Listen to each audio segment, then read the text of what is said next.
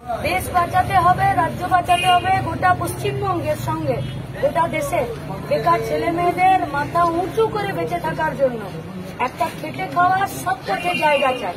তাই এই লড়াইটা আমাদেরকে লড়তে হবে, আর এই লড়াইটা আমাদেরকে জিততেও হবে। কমরেড অলোকেশ দাসকে 400 হাতের তারা চিহ্নে ভোট দিয়ে বিপুল ভোটে জয়যুক্ত করুন। অপরদিকে দুর্নীতিগ্রস্ত দল বদলু তৃণমূল আর বিজেপিকে